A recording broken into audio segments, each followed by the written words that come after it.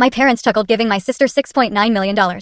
Me? They tossed me $1 and sneered. Can you imagine being handed a single dollar at your own parents while reading, while your sister, Isolde, got millions? That was just the beginning of their cruel joke. But that betrayal?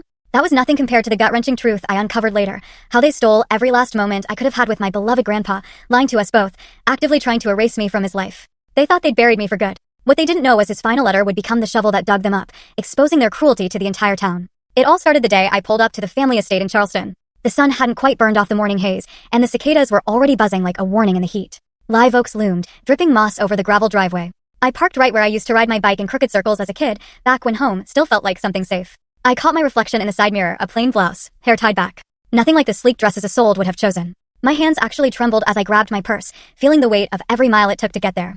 I paused, looking up at the white columned porch, the rocking chairs lined up like silent guards.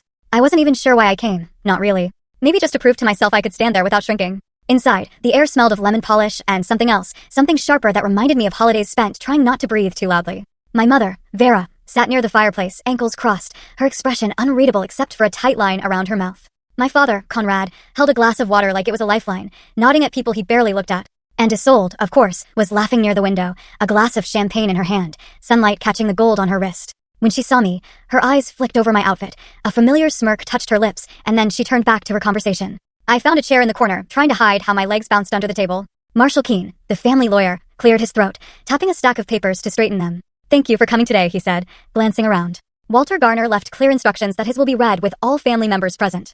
I folded my hands together, pressing down to stop them from shaking. I felt the eyes on me, that quiet judgment from a family who'd spent years reminding me I didn't quite fit.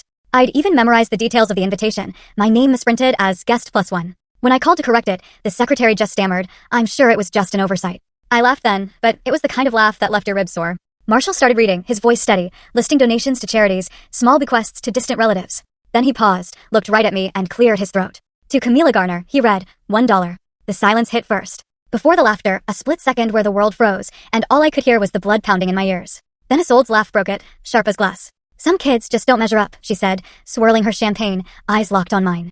I stared at the single dollar bill Marshall handed me, the paper already creased as my fingers curled around it. My mother's voice cut through dawn. "T missed the twist. Watch the full story. Link is attached below."